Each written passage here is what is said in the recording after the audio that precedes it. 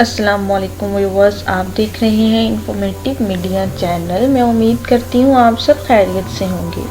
जैसा कि आप जानते हैं कि अर्तुगरुल गाजी ड्रामा को पीटीवी पर डब करके दिखाया जा रहा है। ये पूरा ड्रामा सीरियल हकीकत पर मुबनी है, क्योंकि मुसलमानों का शानदार माजी, इनके इत्तेहाद की ताकत, इनकी खिलाफत उस्मानिया को अता किए गए नेक, बहादुर, ज़हीन, जंगजू और निडर हुक्मरानों को ऐसे हक़ाइक़ के साथ पेश कर रहा है कि मुसलमानों को उनका सुनहरा माजी एक बार फिर याद करवाया जा रहा है, जो कि हॉलीवुड्स और बॉलीवुड्स की फिक्शनल, फर्जी और फहश मूवीज़ और ड्रामा सीरियल के ज़रिए कई दहाइयों से मुसलमानों के ब्रेन वॉश करने के लिए बनती चली आ रही हैं, और हम लोग खुद इन्हें पैसा देकर देख रहे थे। अर्तुगरुल ड्रामा दिसंबर 10, 2014 के अंदर तुर्की में पहली बार रिलीज़ हुआ, और देखते ही देखते इसकी मकबूलियत इस कदर बढ़ गई कि दुनिया के 150 से ज़्यादा ममालिक के अंदर इसे तर्जुमे के साथ शाया किया जा चुका है, जिसने अहले मगरिब और यहूदी लोगों की अरबों डॉलर की इन्वेस्टमेंट, जो कि 5th जनरेशन यानी कि मीडिया के ज़रिए मुसलमानों की जहन साजी करके इन्हें इनकी तारीख़ भुला के इन्हें फहश अरियानी के अंदर मुब्तला करना और इनके फैमिली सिस्टम को तोड़कर इनको कमज़ोर करना था। इन्हें अब अपने ये ख्वाब इस ड्रामा सीरियल के आने के बाद चिकनाचूर होते नज़र आ रहे हैं, जिसका सबूत है न्यूयॉर्क के अंदर शाया होने वाला एक आर्टिकल, जिसके अंदर इस ड्रामा सीरियल को एक खामोश एटम बम कहकर तशबीह दी गई है, क्योंकि ये हॉलीवुड के फर्जी हीरोज़ की बजाय मुसलमानों के असल सुपर हीरोज़ और उनकी तारीख को यूं दिखाते हैं कि किसी भी मुल्क और कौम के खिलाफ दुश्मनों की साजिशों को हक और ईमानदारी और वफादारी के रास्तों पर चलकर कैसे मुसलमान आसानी से ज़ेर कर सकते हैं। वो मुसलमान जिन्होंने 1291 से लेकर 1924 तक यानी सल्तनत उस्मानिया के दौर के अंदर उम्मत मुसलमा का अपनी तलवारों से दिफा किया और 600 साल तक इस्लामी खिलाफत को कायम किए रखा। इस ड्रामा सीरियल ने क्यों अहले मगरिब की नींदें हराम कर रखी हैं और इनकी मंसूबों पर खतरे की घंटी कैसे बजा दी है, इसे समझने के लिए सबसे पहले आपको अर्तुगरुल गाजी सल्तनत उस्मानिया की बुनियाद रखने वाले जो सबसे पहले इंसान थे, इनकी तारीख और खिलाफत उस्मानिया के क़याम और उसके उरूज और उसके ज़वाल को मुख्तसर तौर पर समझना होगा। मैं कोशिश करूंगी कि इस लंबे टॉपिक को मुख्तसर करके और जितना हो सके इसको प्रिसाइज करके आपको समझाने की कोशिश करूँ। व्यूअर्स, सल्तनत उस्मानिया जो कि दुनिया के 3 बड़े-आज़मों तक फैली हुई थी और सबसे मजबूत सल्तनत थी, इसे एक के बाद एक ऐसे हुक्मरान मिले जो इसकी शान शौकत को मजीद बढ़ाते चले गए, जिसने इस वक्त की सुपर पावर यानी कि मंगोल और स्लेपियों की नींदें हराम कर दी थी और उन्हें बताया कि जंगें सिर्फ तलवारों से नहीं बल्कि सोच और तदबीरों से भी जीती जाती हैं, क्योंकि मंगोलों के पास खूनख्वार किस्म की फौज थी, तलवारें और जंगी हिकमत मौजूद थी जो उन्हें फुतुहात पर फुतुहात देती चले गईं, क्योंकि किसी भी मुल्क को फतह करने के बाद उसको चलाने के लिए कोई निज़ाम ही मौजूद नहीं था, जो बाद में खिलाफत उस्मानिया ने इस्लामी कवानीन को अपनाते हुए इस जमहूरी दुनिया को दोबारा से याद करवाया। तो शुरुआत होती है चंगेज़ खान के गुलिस्तान पर हमले से, जब इस हमले के बाद यहाँ के कुछ रवायत ने नकल मकानी करके अपने एक सरदार के ज़ेर निगरानी तुर्की के एक इलाके अनातोलिया पहुँच गए, और इस सरदार का नाम था अर्तुगरुल।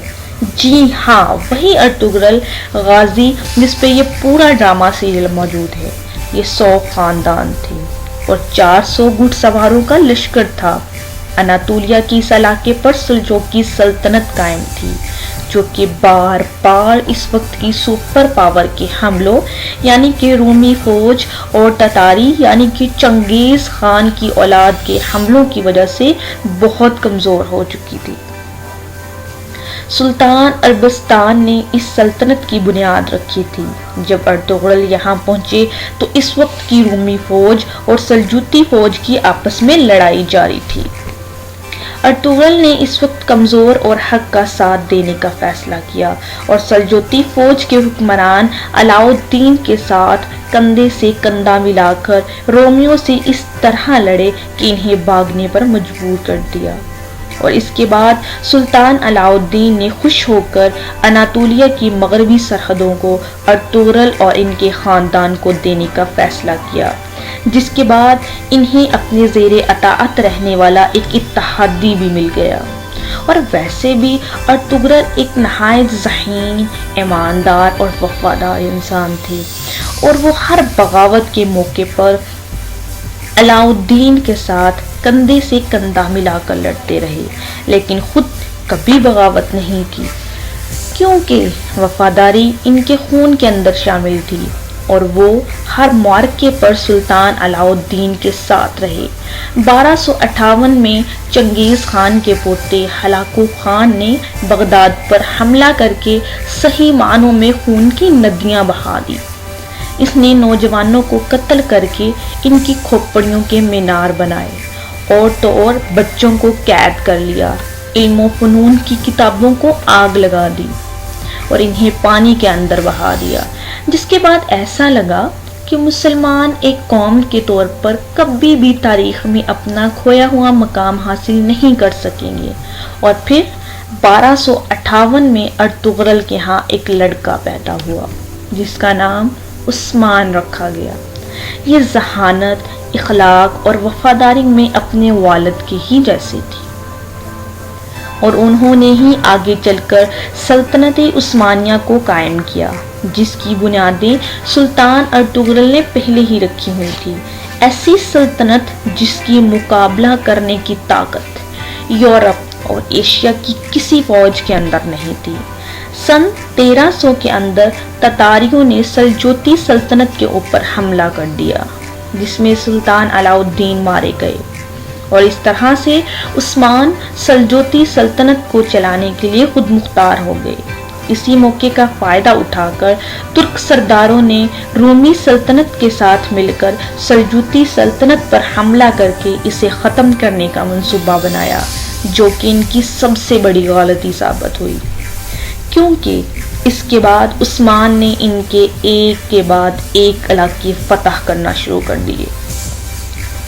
رومیوں نے بدترین شکست کے بعد تتاریوں کو سلجوقی سلطنت پر حملہ کرنے کے لیے اکسایا، جس کے جواب میں عثمان نے اپنے بیٹے اور اگلے سلطان اوہان غازی کو فوج کی کمان دے کر بھیجا، جنہوں نے تتاریوں کو ایسی عبرتناک شکست دی کہ ان کی دوبارہ حملہ کرنے کی جرأت نہ ہوئی۔ سلطان عثمان کو ترکی کے موجودہ شہر باروسہ میں دفن کیا گیا، اور ان کے بیٹے اوہان غازی نے اس شہر کا محاصرہ کر کے اسے بھی فتح کر لیا، اور یہاں پر اسلام کی تاریخ و تجویز اور اسلامی قوانین کو نافذ کر دیا، جس کے بعد یہ فتوحات کا سلسلہ یوں بڑھا کہ عثمانیہ سلطنت 3 براعظموں تک پھیل گئی، اور اس کی خلافت کا مرکز تھا ترکی۔ اس خلافت کے اندر موجودہ دور قرطینیہ، عراق، شام، اردن، فلسطین، یونان، مکہ اور مصر جیسے علاقے شامل تھے، اور یہ خلافت 1924 تک قائم رہی۔ 1923 میں پہلی جنگ عظیم کے بعد خلافت عثمانیہ کے مخالف اتحادی فوجیں یعنی کہ فرانس، جرمنی اور برطانیہ نے زبردستی ترکی کے سلطان کو گھیر کر ایک معاہدہ کیا کہ اگر اپنی سلطنت کو حملے سے بچانا چاہتے ہو تو امن کے لیے ہماری شرائط ماننا پڑیں گی، اور وہ شرطیں ہیں یہ 100 سالہ معاہدہ۔ اس اس معاہدے کو معاہدہ لوزان بھی کہتے ہیں۔ اس معاہدے پر مصطفیٰ کمال اتا ترک نے دستخط کیے اور یہ 100 سالہ معاہدہ ہو گیا۔ پہلی جنگ عظیم کے بعد برطانوی فوج نے اسے ایک ایسے شاطر اور چالاک جاسوس کو عرب کے اندر خلافت عثمانیہ کے خلاف بغاوت کے لیے کچھ اس طرح سے داخل کیا کہ وہ تمام دینی علوم، عرب کے تمام طور و اطوار اور رسم و رواج سے واقف تھا، جس کا نام تھا لارس آف ریبیا، اور اس نے عربوں کا اعتماد حاصل کرنے کے بعد خود کو ان کا عالی اور منٹور بنا لیا۔ یہ عربوں سے کہنے لگا کہ کیا تم لوگوں کے اندر غیرت نہیں ہے کہ تمہارے گھروں پر ایک غیر عرب لوگ حکمرانی کرتے ہیں؟ تم لوگ ان سے اپنا گھر واپس کیوں نہیں چھین لیتے؟ اور ویسے بھی اس جنگ کے اندر خلافت عثمانیہ بہت کمزور ہے اور اس سے بڑھ کر اچھا موقع تمہیں کہیں بھی نہیں ملے گا۔ اسی شخص کی باتوں میں آ کر آل سعود نے خلافت عثمانیہ کے خلاف بغاوت شروع کر دی، اور اس وقت کے سلطان نے یہ سوچ کر کہ اللہ کے گھر کے اندر اور اس مقدس سرزمین پر خون خرابہ نہ ہو، بنا کسی شرائط کے مکہ مکرمہ کو آل سعود کے حوالے کر دیا، جس کا نام بعد میں حجاز مقدس سے بدل کر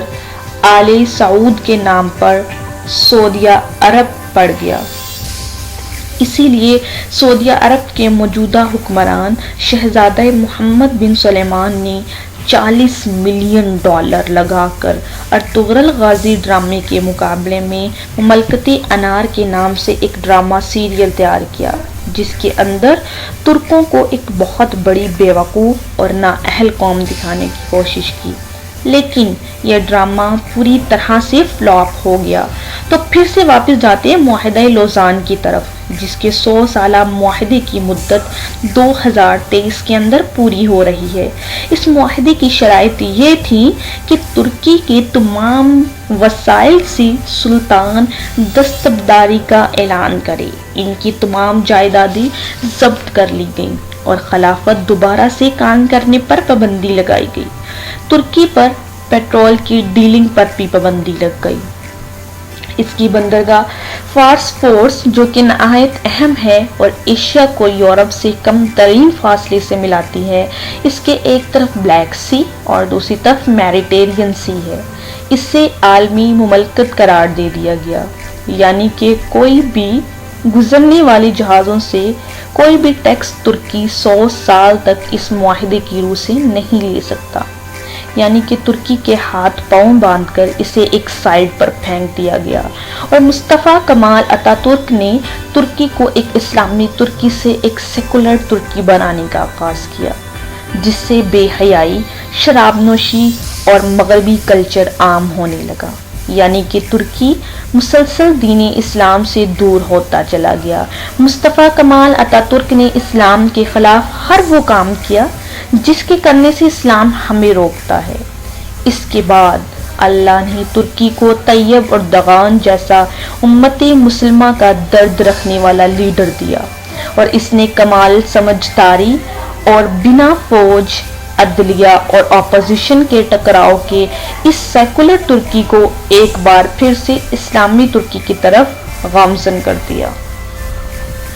اور 2023 کو تو صرف 3 سال ہی دور ہیں، جس کے بعد یہ تمام پابندیاں ختم ہو جائیں گی، اور ترکی تمام فیصلے کرنے کے اندر نہ صرف خود مختار ہوگا بلکہ اپنے وسائل دوبارہ استعمال کرنے پر اور خلافت قائم کرنے پر بھی کوئی پابندی نہیں ہوگی، اور اسی چیز نے یورپ کی نیندیں حرام کر دی ہیں، اور یہی وجہ تھی کہ 15 جولائی 2016 کو ترکی کی فوج کے ذریعے اسرائیل اور امریکہ نے ترکی کے اندر بغاوت کی کوشش کروائی، مگر ترکی کے عوام نے فوج کے ٹینکوں کے آگے لیٹ کر اس بغاوت کو کچل دیا، کیونکہ یہ سازشی لوگ جانتے ہیں کہ مسلمان اگر ایک بار پھر سے ارطغرل غازی کی طرح اور سلطنت عثمانیہ کی طرح پھر سے اکٹھے ہو گئے تو پھر ان کو ہر ظلم اور زیادتی کا جواب دینا پڑے گا، جو ظلم یہ ایک کے بعد ایک مسلمان ممالک کو تباہ کرنے کے لیے اب تک کرتے چلے آ رہے ہیں۔ یہ لوگ جانتے ہیں کہ انہیں بھی رومیوں کی طرح یا تاتاریوں کی طرح رون دیا جائے گا، اور افسوس آج کا مسلمان اپنی تاریخ کے بارے میں بالکل بھی نہیں جانتا۔ اسی لیے اس ڈرامے کو ختم کرنے کے لیے اوچھے ہتھ کنڈے استعمال کیے جا رہے ہیں کہ کسی طرح سے اسے بدنام کر کے اسے روکا جائے، جسے یہودی لوگ بھی دنیا بھر کے اندر اپنے موروں کو استعمال کرتے ہوئے اور اپنا اثر و شوق استعمال کر کے کسی بھی طرح سے اس ڈرامہ سیریل کو بیت کروانے کی کوششوں کے اندر لگے ہوئے ہیں۔ ویور سلطنت عثمانیہ نے فتوحات اور جنگیں بھی اسلامی اصولوں پر لڑی اور قیدیوں کے ساتھ بھی وہی سلوک کیا جو اسلامی تعلیمات ہمیں سکھاتی ہے۔ انہوں نے منگولوں کی طرح کھوپڑیوں کے مینار نہیں بنائے، بلکہ صرف ان پر ہتھیار اٹھائے